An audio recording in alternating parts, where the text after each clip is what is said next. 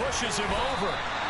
108 yards rushing for him so far as his terrific season continues here. No doubt those are the types of carries they're looking for here, Charles. The lead in the fourth quarter. This is when coaches that have a reliable running game, they breathe a little easier on the sideline.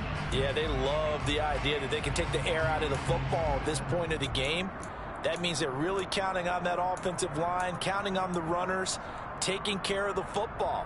Because you're going to tell your quarterback, hey, no time to be a hero. We're not going to throw it here.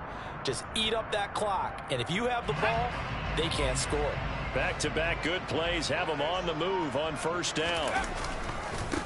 Here's a give to Fournette.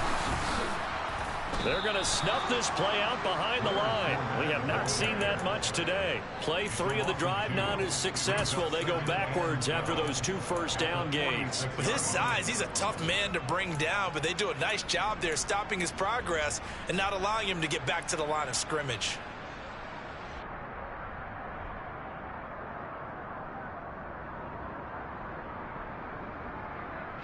Now they contend with a 2nd and 12 after the loss. Now they'll switch it up here and look to throw. He's got Cook running the slant. And this is going to be another first down as the tackle's made at the Saints 28. A good pickup there, 26 yards. And looking to put this game on ice in the fourth quarter, but still not afraid to throw it as they show there. You want to play the game with confidence, and they have a guy who's in control right now. Their trigger guy, throwing it, they feel just as confident with him doing that as they would if they tried to run the ball and run the clock out. They'll try the right side here with Fournette. And he'll get this one down to about the 27. Just a yard on the first down carry, so it's 2nd and 9. I'm sure that's going to be the formula. Just keep the ball on the ground, keep that clock moving. And when you have the lead this late in the game, above all, stay in bounds. Yes, take care of the football. Yes, gain yardage, but stay in bounds and let that clock tick. And the tight end goes in motion left.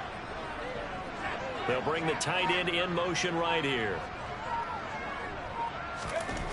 To throw on 2nd down. Paul and Brace, the tight end's got it. And he's brought down here just outside of the 20. Let's not quibble about the gain there on 2nd down. That was a positive play because that was a take-what-you-can-get situation. Got out to the tight end. Now it gives them a much better opportunity to convert on 3rd down.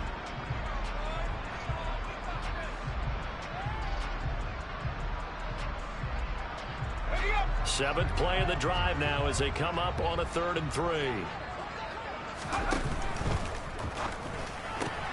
That's complete to his receiver, Godwin. And brought down, but not before they get it inside the 10 to the 7. 14 yards that time for number 14. Well, normally you might say start running the football. You've got the lead here in the fourth quarter, but the way that they've passed it with such success, I don't know, maybe keep throwing it. Yeah, I think you brought up something that goes against conventional wisdom, right? In this stage of the game, you would think you would switch to a running attack, but you're exactly right. They've thrown it so well throughout the game, and trusting this quarterback, I think he continue to do so. They'll try and run forward with Fournette. And he'll be stopped just outside the 5 at the 6. And now, defensively, they're going to burn their first time out. Remember, they get an extra time built in coming up here shortly at the 2-minute warning. The 6-yard line, the line of scrimmage on 2nd and goal. They'll give Fournette another crack. And he's able to get it down to the 2-yard line. And a timeout taken. Just 6 seconds away from the 2-minute warning. This defense wanted to stop the clock prior to that, and they do. The recipe's pretty simple, I think, right? Just give your superstar the ball, continue to feed him. Yeah, don't overthink this one, right? Make sure he's touching the football, but you're also counting on his intelligence in playing the game as well. If it's not there, don't force the run. Just make sure you hang on to the football and keep the clock ticking. Fournette is into the end zone for a Tampa Bay touchdown.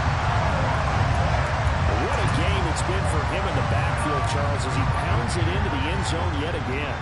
Yeah, and he hits the end zone one more time, and his blockers cleared all those lanes.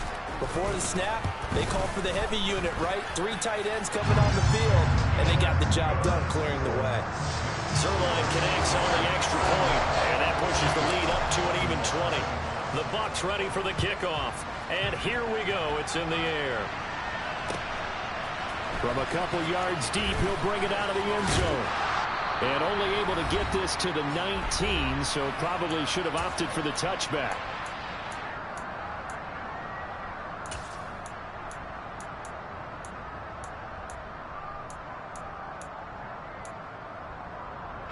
The Saints offense on the field, ready to get their drive started. This has been frustrating for them to this point. They have not looked the same as they did coming in, riding that impressive 6-game win streak. And he'll get this up to the 34-yard line. Umpire threw the flag, usually always indicates holding, and that's what we've got. And you know, depending on their positioning, where you are on the field, the umpires get different responsibilities, but always, always making sure no one's holding.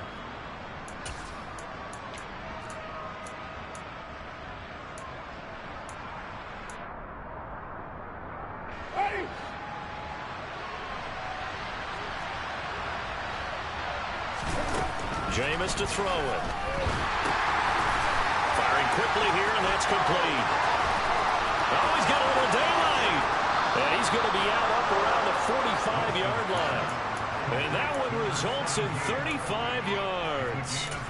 That last throw moves him past 27,989 yards for his career, so that means he moves ahead of the blonde bomber, Terry Bradshaw, on the all-time list.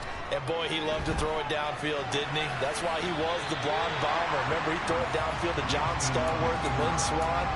It was gorgeous. Big throws, big plays. Terry Bradshaw.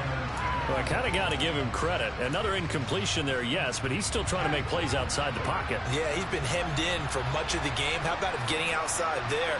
And that's what you want to see from your quarterback. He's not giving up on this game, so every other player in the field has to say to himself, I can't give up either.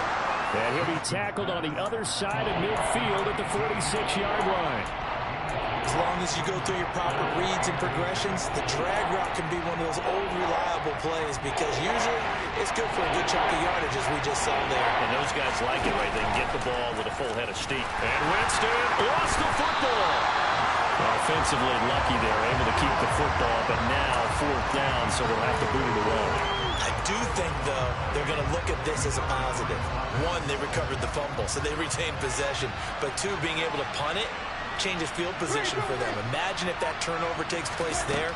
Now your defense has to go onto the field and try and hold. Instead, they get a little breathing room.